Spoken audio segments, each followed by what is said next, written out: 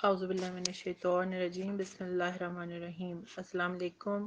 کیا حال ہے گروپ ممبرز؟ آپ سب کا پروردگار آپ سب کو اپنے حفظ و امان میں رکھے، خیر خیریت سے رکھے۔ محمد و آل محمد کے صدقے میں آپ لوگوں کو معرفت عطا ہو اور آپ لوگوں کے نماز روزے اور عبادات قبول ہوں، اور سوائے غم حسین کے کوئی غم نہ ملے، اور ایسی معرفت عطا ہو کہ آپ کو ایمان کے ساتھ یقین اور یقین کامل کی منزل عطا ہو، الہی آمین۔ زیارت معذرت، ہم لوگ دعائے جوشن کبیر بھی پڑھ رہے ہیں اور مختلف دعائیں بھی کر رہے ہیں اور اسماء حسنہ کے ورد کر رہے ہیں۔ جیسے کہ میں نے پہلے دن کہا تھا کہ دعائے جوشن کبیر بھی پڑھیں آپ، تو آپ کو اندازہ ہوگا کہ اس کی 100 فصلیں ہیں، اور 100 فصلوں میں سے ہر فصل میں اللہ پاک کے 10 ناموں کو پکارا گیا ہے۔ آج جس قسط کا ہم لوگوں نے اعادہ کیا ہے، اس میں آخری جو دعا، آخری جو فصل پڑھی گئی ہے، جس کی خصوصیت یہ ہے کہ ہر آفت سے نجات ملے گی، اس میں ہم نے کہا کہ بسم اللہ الرحمن الرحیم، یا علام الغیوب، یا غفار الذنوب، یا ستار العیوب، یا کاشف الکروب، یا مقلب القلوب، یا طبیب القلوب، یا منور القلوب، یا انیس القلوب، یا مفرج الہموم، یا منفس الغموم، سبحانک یا لا الہ الا انت الغوث الغوث خلصنا من النار یا رب۔ اے غیب کے جاننے والے، ہر غیب کے جاننے والے، اے گناہوں کے بخشنے والے، یا غفار الذنوب، گناہوں کے بخشنے والے، یا ستار العیوب، عیبوں کے چھپانے والے، یا کاشف الکروب، مصیبتوں کے دور کرنے والے، یا مقلب القلوب، دلوں کو پلٹانے والے، پلٹنے والے، یا طبیب القلوب، اے دلوں کے معالج، دلوں کا علاج کرنے والے، یا منور القلوب، دلوں کو روشن کرنے والے، یا انیس القلوب، دلوں کے ہمدم، دلوں کے ساتھی، دلوں کا دوست، اور یا مفرج الہموم، غموں کی گروہ کے کھولنے والے، یا منفس الغموم، غموں کے دور کرنے والے۔ پروردگار سے ہم نے گفتگو کی، ہم نے بات کی، یہ وہ یقین ہے اس دعائے جوشن کبیر پہ کہ اگر آپ کی کوئی بھی مشکل ہو، جہاں کہیں پہ جس فصل پہ جو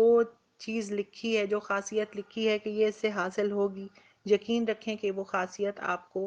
حاصل ہوگی، وہ دعا، اس کا اثر آپ کو مل جائے گا۔ ایک چیز کو ہمیشہ یاد رکھیے گا کہ یقین اور ایمان بالکل اسی طرح سے ہے کہ اگر آپ اے ٹی ایم مشین پہ کھڑے ہو جائیں تو آپ کو 3 چیزوں کی ضرورت ہوتی ہے۔ سب سے پہلے تو آپ کو اپنے اکاؤنٹ کے اے ٹی ایم کارڈ کی ضرورت ہوتی ہے، پھر اس کے پن کوڈ کی ضرورت ہوتی ہے، اور اکاؤنٹ میں بیلنس کی ضرورت ہوتی ہے۔ تو آپ جس وقت دعائے جوشن کبیر پڑھنے کے لیے کھڑے ہوں، آپ اسماء حسنہ پڑھنے کے لیے کھڑے ہوں، قرآن پڑھنے کھڑے ہوں، نماز پڑھنے کھڑے ہوں، جب تک کہ آپ کے پاس یہ 3 چیزیں نہ ہوں، یعنی کہ آپ کے پاس اکاؤنٹ کا اے ٹی ایم کارڈ نہ ہو، آپ کا وضو نہ ہو، آپ کا پن کوڈ نہ ہو، یعنی کہ آپ دل سے راضی نہ ہو، اکاؤنٹ بیلنس نہ ہو، اور دل میں یہ یقین نہ ہو کہ آپ جو مانگنے جا رہے ہیں آپ کو مل بھی جائے گا، تو پھر کوئی فائدہ نہیں ہے، کیونکہ ہمارے اکاؤنٹ میں ایمان کا سرمایہ ہی نہیں ہے۔ تو پھر ہمیں جواب یہی ملے گا کہ بیلنس از ناٹ سفیشینٹ۔ اب ہم جتنی مرضی کوشش کر لیں، وہ بیلنس سفیشینٹ نہیں ہوگا اس وقت تک، وہ کافی نہیں ہوگا اس وقت تک جب تک کہ ہمارا ایمان پورا نہیں ہوگا۔ آپ نے بہت دفعہ یہ واقعہ سنا ہے کہ نماز استسقاء پڑھنے کے لیے ایک میدان میں بہت سارے لوگ اکٹھے ہوئے تھے، اور ایک بچہ تھا جو چھتری لے کے آ گیا تھا، اور کسی نے اس کا مذاق اڑایا تھا کہ تم یہ چھتری لے کے کیوں آ گئے ہو، بارش تو نہیں ہو رہی؟ تو اس نے کہا جب ہم نماز پڑھیں گے تو اس کے بعد بارش ہوگی اور ہمیں اس کی ضرورت پڑے گی۔ تو اپنے ایمان کو کامل کرنا سب سے پہلے بہت ضروری ہے۔ اپنے ایمان کو کامل کریں۔ ایمان کا شجر یقین کی جڑ پہ بلند ہوتا ہے، یقین وہ اثاثہ ہے، وہ علم ہے جو ہمیں مومن بناتا ہے، اور ہمیں یقین وہ چیز ہوتی ہے کہ جس کے ساتھ پھر ہمیں کسی پریکٹس کی، کسی تجربے کی ضرورت نہیں ہوتی۔ ہم آگ کو دیکھ کے جانتے ہیں، ہمیں یقین ہوتا ہے یہ ہمیں جلا دے گی۔ ہم برف سے ڈر رہے ہوتے ہیں کیونکہ ہمیں پتہ ہوتا ہے یہ ہمیں ٹھنڈ سے ٹھٹھرا دے گی۔ ہمیں پتہ ہوتا ہے کہ ہم ایک لمحے سے زیادہ سانس نہیں روک سکتے، تو ہم کبھی پانی میں اپنے آپ کو گرائیں گے نہیں، ہم اپنے آپ کو کیا کہتے ہیں کہ دریا میں اتنی لمبی چھلانگ نہیں ماریں گے کہ ہمارا سانس ختم ہو جائے اور ہم اس میں ڈوب کے مر جائیں. تو جس سیلف بلیف اور سیلف کانفیڈنس اور ایمان جو ہے یہ بہت بڑی ضرورت ہے، اور یہ جب تک پورا نہیں ہوگا اس وقت تک ہمارا کوئی عمل بھی مکمل نہیں ہوگا، ہمارے کسی عمل میں کوئی فائدہ نہیں ہوگا. اور اس فائدے کو حاصل کرنے کے لیے بہت ضروری ہے کہ ایمان رکھیں کہ جو پڑھ رہے ہیں، جو پڑھنے والے ہیں، جو پڑھ چکے ہیں، اس کا بہترین اجر، بہترین عمل، بہترین اثر ہمیں ملنے والا ہے، لازم ملے گا، واجب ملے گا. اگر ہمیں اپنی مرضی کے مطابق فوراً جواب نہیں مل رہا تو ضروری نہیں ہے کہ جو ہم مانگ رہے ہیں وہ ہمارے لیے بہتر ہی ہو، کیونکہ جو پروردگار جانتا ہے وہ ہم نہیں جانتے، اور پروردگار کبھی بھی ہمارے لیے برا نہیں کر سکتا. یہ پروردگار کا وعدہ ہے ہم سے. اس کی مصلحتوں کو اگر ہم جان جائیں تو ہم کبھی بیمار ہونے پہ ناراض نہ ہوں، ہم کبھی غریب ہونے پہ ناراض نہ ہوں، ہم کبھی سب کچھ چھٹ جانے پہ، چھن جانے پہ ناراض نہ ہوں. ہم آل محمد کے ماننے والے ہو کے، ہم ان بیبیوں کی کنیزیں ہو کے، جو کہ میں نے جس طرح سے پہلے بھی کہا تھا کہ شام کے اور کوفے کے درباروں میں اتنے بدتمیز اور اتنے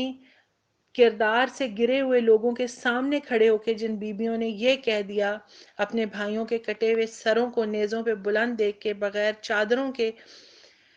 اسیری کی حالت میں، کہ ہم نے پروردگار سے خوبی کے علاوہ کچھ نہیں دیکھا، تو پھر ہمیں دیکھنا چاہیے کہ ہم اپنے گھروں میں بیٹھ کے، ہم اپنے بھائیوں کے، اپنے باپ، اپنے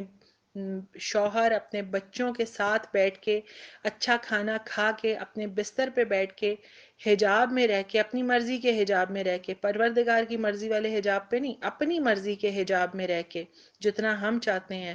ہم اس پہ بھی راضی نہیں ہوتے. ایک مشکل آتی ہے اور ہم کہتے ہیں کہ ہم نے تو کبھی سکون کا سانس ہی نہیں لیا زندگی میں، خوف خدا ہی نہیں ہے ہمیں اصل میں.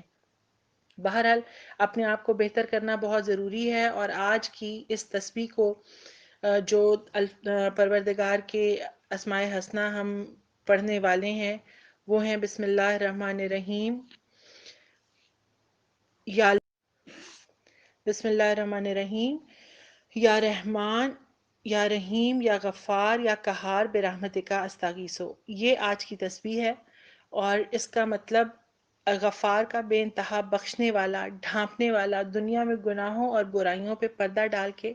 آخرت میں عذاب دینے کی بجائے درگزر کرتے ہوئے معاف کرنے والا. اور قہار ہر چیز پہ غالب، جس کے سامنے تمام مخلوقات عاجز ہیں، جو ہر چیز پہ اختیار رکھتا ہے. ایک چیز کو یاد رکھیے گا کہ غفار پروردگار کا جمالی نام ہے اور قہار پروردگار کا جلالی نام ہے. اگر ہم یا غفارو نماز جمعہ کے بعد 100 مرتبہ پڑھیں تو ہم پہ مغفرت کے آثار نمایاں ہونے لگتے ہیں، یعنی کہ پروردگار کی طرف سے نیکی کی طرف ہم مائل ہو جاتے ہیں. اور جو نماز عصر کے بعد اس کو روزانہ پڑھتا رہے، پروردگار اس کو بخشے ہوئے لوگوں کے زمرے میں داخل کر لیتا ہے.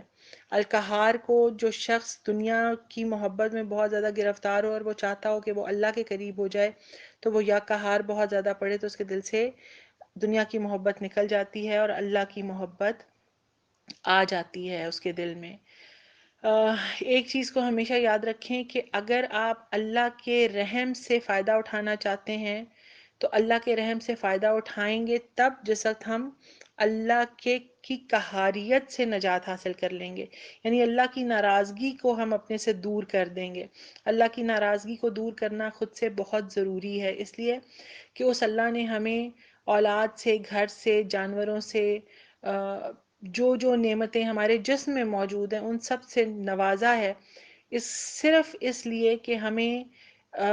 وہ آزما سکے. ہمیں اس لیے نہیں نوازا اس نے کہ ہم پہ صرف اس نے رحمتیں کی ہیں، ہمیں یہ سب کچھ دے کے اس نے آزمایا ہے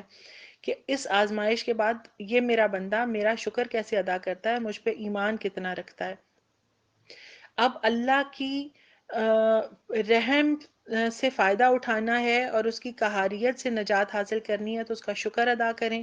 اور اس کے لیے اپنے آپ کو صحیح رستے پہ رکھیں. کبھی غلط انداز میں کسی غلط جگہ پر گناہوں پہ دلیر ہونے کی کوشش نہ کی جائے. اس کو میں ریلیٹ کر دیتی ہوں الغفار سے.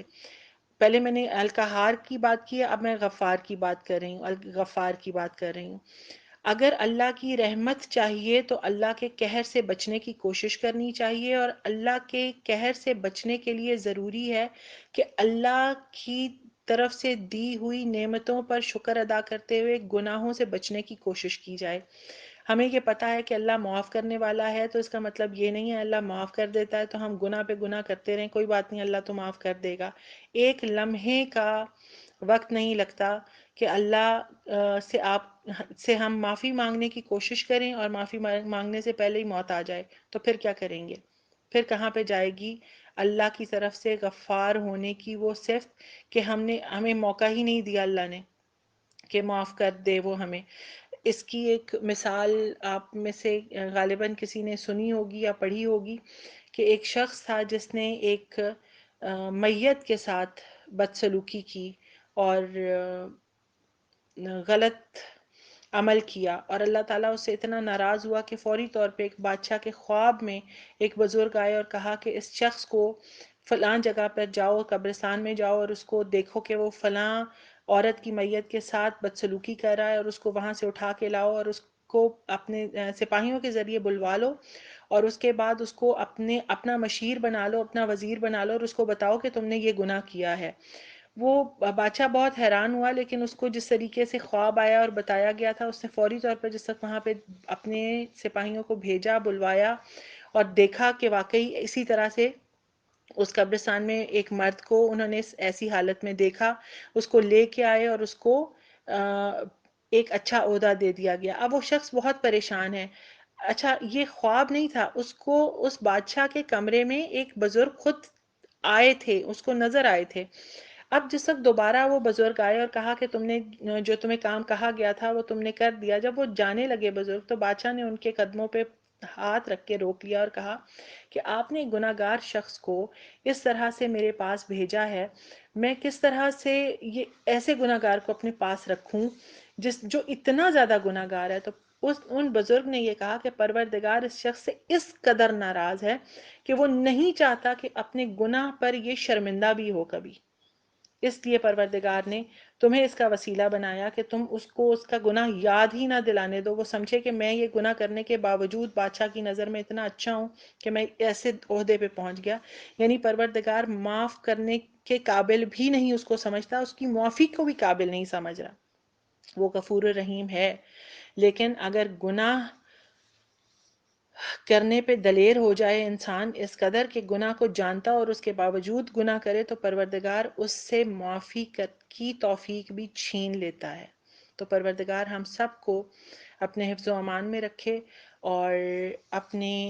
رحم اور کرم کی نظر میں رکھے، اور ہمیں معافی کی توفیق عطا کرتا رہے۔ یا قہار اور یا غفار یہ ایسے الفاظ ہیں، ایسے اللہ تعالیٰ کے اسم ہیں کہ وہ معاف کرتا ہے، بڑے بڑے گناہ گاروں کو معاف کر دیتا ہے، لیکن اگر وہ کسی گناہ کو معاف نہیں کرتا تو اپنے بندوں کے دل دکھانے کو معاف نہیں کرتا، اور اپنے بندوں کی ضرورت کے وقت کام نہ آنے والوں کو معاف نہیں کرتا۔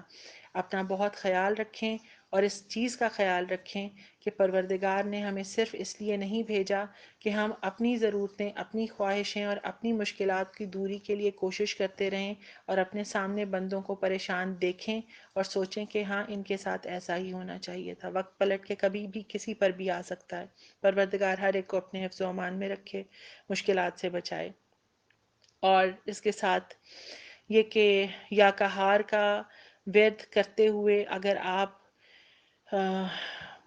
کوئی دشمن ہے، کوئی پریشانی ہے، اور آپ یہ سمجھیں کہ آپ کی کوئی پریشانی کسی طریقے سے اس کا چھٹکارا ہی نہیں ہو رہا، تو یا کہاروں کا ورد مسلسل کرتے رہیں، ہر حالت میں، ہر وقت میں دل لگا کے پڑھیں، ڈوب کے پڑھیں۔ پروردگار مشکل کو آسان کرے گا، ہر بد اثر کو دور کرے گا اور آسانیاں کرے گا۔ اور اس کے ساتھ یہ کہ پروردگار سے ہر لمحہ اپنے گناہوں کی، کردہ اور نہ کردہ گناہوں کی معافی مانگتے رہیں، اس لیے کہ پروردگار کو پتا ہے کہ اس نے کس طرح سے ہمیں معاف کرنا ہے اور کس وقت معاف کرنا ہے۔ ہر لمحہ معافی مانگیں اور ہر لمحہ پروردگار سے رحم مانگیں۔ جس طرح دشمنوں سے چھٹکارا مانگتے ہیں، اسی طرح ہمارا سب سے بڑا دشمن خود ہمارا نفس ہے، جو ہمیں گناہوں پہ مجبور کرتا ہے اور اکساتا ہے، اور اس کے لیے یا غفار کا ورد بہت ضروری ہے۔ بسم اللہ الرحمن الرحیم۔ یا اللہ ہو، یا رحمان ہو، یا غفار ہو، یا قہار ہو، برحمتک کا استغیثو، اے پروردگار، اے اللہ، میں تیرے رحم سے، تیرے کرم سے، درگزر کرنے کی تیری خاصیت سے، تیری سب پہ قابو رکھنے کی خاصیت کے ساتھ تیرے رحم کی بھیک مانگتے ہوئے تجھ سے فضل مانگ رہا ہوں یا فضل مانگ رہی ہوں۔ اور یقیناً پروردگار معاف کرنے والا ہے، فضل کرنے والا ہے، اور ہمارے دشمنوں پہ قابو رکھنے والا ہے، اور ہمیں دشمنوں سے بچانے والا ہے۔ پروردگار ہر ایک کی حفاظت کرے، ہر ایک کی مشکلات آسان کرے۔ دعاؤں میں یاد رکھیے گا۔ مولا وارث۔